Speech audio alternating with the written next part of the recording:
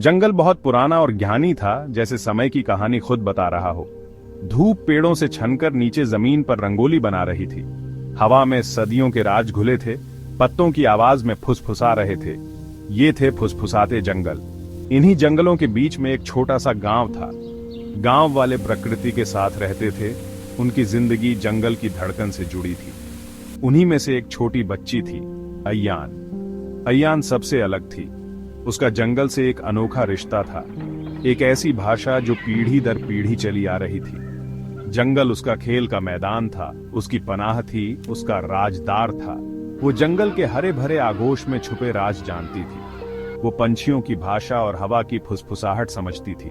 उसे जंगल से डर नहीं लगता था, बस एक अजीब सा आकर्षण था। गांव वाले एक पुरानी कहानी सुनाते थे, जो उनके पूर्वजों से चली आ रही थी।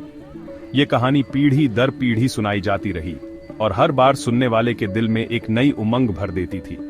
वो एक जादुई गाने के बारे में बताते थे, एक धुन इतनी पवित्र, इतनी शक्तिशाली कि वो गहरे से गहरे जख्म भर सकती थी और सबसे परेशान आत्माओं को शांति दे सकती थी। इस गाने की धुन में एक अनोखी मिठास थी, जो सुनने वाले को एक अलग ही दुनिया में ले जाती थी। ये जंगल का गाना था, उसकी धड़कन, उसकी आत्मा। इस गाने में जंगल की हरियाली, उसकी ताजगी और उसकी गहराई का एहसास होता था। कहानी थी कि ये गाना जंगल के बीचों बीच से आता था, एक ऐसे पेड़ से जो समय से भी पुराना था। इस पेड़ की जड़ें इतनी गहरी थीं कि वो धरती के हर कोने को छूती थीं। उनका मानना था कि ये पेड़ जंगल के जादू का स्रोत था। उसकी जीवन शक्ति सभी जीवित चीजों को जोड़ती थी। इस पेड़ के बिना जंगल की आत्मा अधूरी थी। लेकिन ये गाना कई पीढ़ियों से खामोश था। जंगल की धड़कन जैसे थमसी गई थी और उसकी आत्मा एक गहरे सन्नाटे में डूब गई थी। गांव वालों के दिलों में इसकी यादें बस एक मीठी कड़वी याद बनकर रह गई थीं। एक ऐसे समय की जब जंगल अपने राजधुनों में बताता था। वो समय जब हर कोई इस जादुई गाने की धुन पर झूम उठता था। अय्यान इन कहानियों को बड़े ध्यान से सुनती थी। उसकी आंखों में एक चमक थी, जैसे वो इन कहानियों में खो जाती थी। उसे अपने अंदर एक हलचल महसूस होती थी, उस जादुई गाने को सुनने की, उसके जादू को अपने अंदर महसूस करने की एक गहरी इच्छा। उसके दिल में एक उम्मीद थी कि शायद एक दिन वो इस गाने को फिर से सुन सकेगी। एक दिन अपनी जिज्ञासा और अपने घर के लिए गहरे प्यार से प्रेरित होकर अय्यान ने फुसफुसाते जंगलों के बीचों बीच जाने का फैसला किया। वो उस जादुई पेड़ को ढूंढना चाहती थी, उस गाने को सुनना चाहती थी जिसने बचपन से ही उसकी कल्पना को मोहित कर रखा था। उसकी यात्रा लंबी और कठिन थी। वो घने जंगलों से गुजरी, काई से ढके पत्थरों पर चढ़ी और ऐसे टेढ़े मेढ़े रास्तों पर चली जो सिर्फ वही जानती थी। जंगल ने उसकी परीक्षा ली, उसे चुनौती दी, लेकिन उसे कभी खतरा महसूस नहीं हुआ। उसे जंगल पर भरोसा था, जैसे जंगल को उस पर था। जंगल ने उसकी उपस्थिति का जवाब हवा के कोमल स्पर्श से, पंछियों के गीतों से, उसके पैरों के नीचे पत्तों की सरसराहट से दिया। हर कदम उसे जंगल के बीचों बीच कहानी के स्रोत के करीब ले जा रहा था। एक अनंत काल जैसा लगने के बाद अय्यान एक ऐसी जगह पहुंची जो एक अजीब सी रोशनी से नहाई हुई थी। बीच में एक शानदार पेड़ खड़ा था, जैसा उसने पहले कभी नहीं देखा था। उसकी उम्र से भरी टेढ़ी मेढ़ी शाखाएं प्राचीन भुजाओं की तरह आकाश की ओर फैली हुई थी।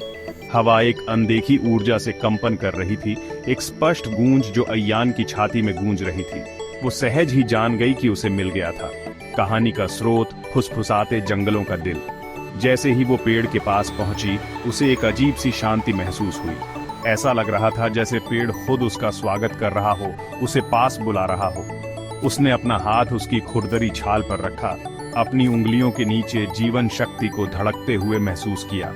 आंखें बंद करके अय्यान ने एक गहरी सांस ली, खुद को उस पल के जादू में समर्पित कर दिया और फिर उसने उसे सुना। पहले तो बस एक फुसफुसाहट थी, हवा में बहती एक धीमी धुन। लेकिन जैसे जैसे अय्यान ने ध्यान से सुना, आवाज तेज होती गई, एक ऐसे संगीत में बदल गई जैसा उसने पहले कभी नहीं सुना था। धुन प्राचीन और नई दोनों थी, परिचित फिर भी अलौकिक। ये जंगल के इतिहास के बारे में बता रही थी, उसके सुख दुख, उसकी जीत और हार के बारे में। यह जीवन का ही गीत था, प्रकृति की शाश्वत शक्ति और सुंदरता का प्रमाण।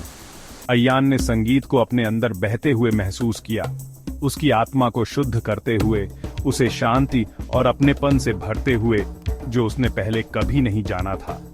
वह अब समझ गई थी कि गांव वाले गाने की कहानी पर क्यों विश्वास करते थे। यह केवल स्वरों का संग्रह नहीं था, यह एक अनुभव था, अस्तित्व के केंद्र में एक यात्रा। यह जंगल की आत्मा थी, अपना प्राचीन गीत गा रही थी। भाग 6 गाना जागता है। जैसे ही गाने ने उसे अपनी आगोश में लिया, अय्यान ने अपने अंदर एक बदलाव महसूस किया।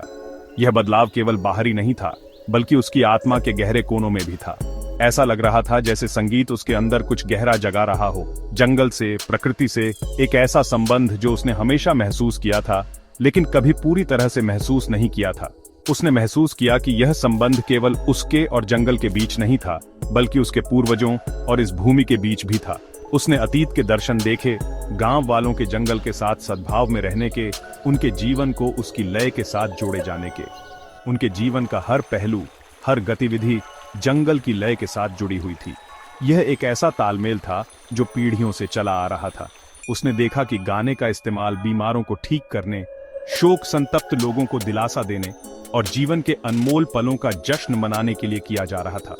यह गाना केवल संगीत नहीं था, यह जीवन का एक अभिन्न हिस्सा था।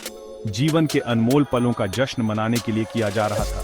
और फिर वह समझ गई, गाने ने उसे चुना था, गाने ने उसे चुना था।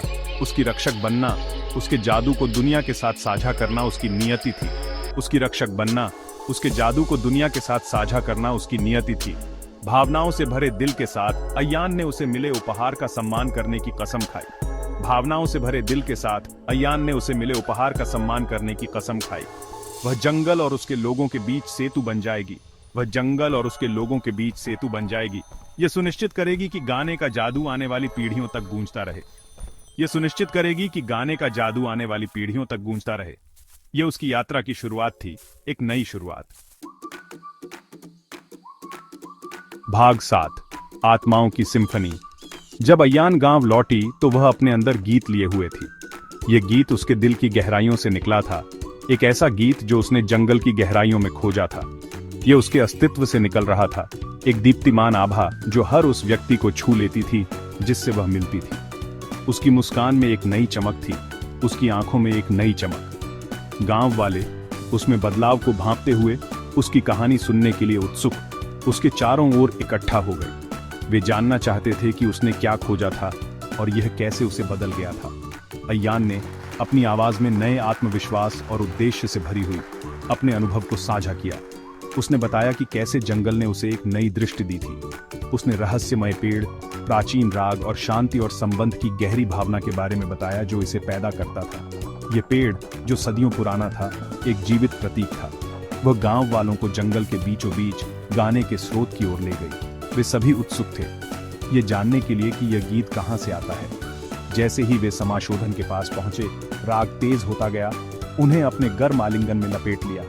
ये एक ऐसा अनुभव था जिसे वे कभी नहीं भूल सकते थे। एक एक करके गांव वालों ने गाने का जादू महसूस किया। यह जादू उनके दिलों में गहराई तक उतर गया।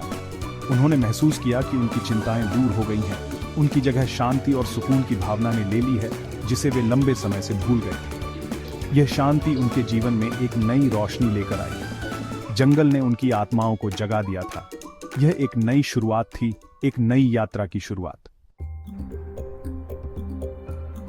भाग 8 गाने की संरक्षक। उस दिन से अय्यान गाने की संरक्षक बन गई। उसने गांव वालों को जंगल को सुनना, उसकी फुसफुसाहट सुनना, उसकी नब्ज महसूस करना सिखाया। उसने उन्हें प्रकृति से जुड़ना, उसके आलिंगन में सांत्वना और शक्ति प्राप्त करना दिखाया। गाना उनके समुदाय का दिल बन गया, उपचार और प्रेरणा का स्रोत। यह उनके दैनिक जीवन, उनके उत्सवों, उनके दुख के क्षणों, उनके आनंद की अभिव्यक्तियों में बुना गया था।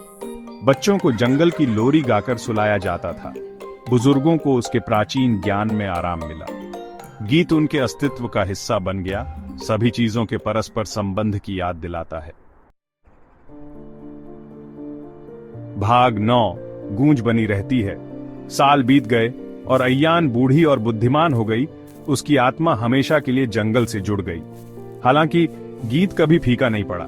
ये पूरे जंगल में गूंजता रहा, पीढ़ी दर पीढ़ी, प्रकृति के जादू की स्थायी शक्ति का प्रमाण।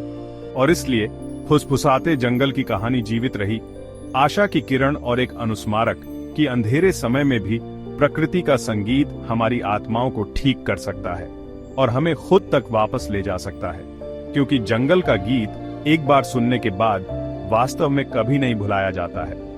ये मौन में गूंजता है, हवा में फुसफुसाता है और सुनने वाले सभी के दिल में जीवित रहता है।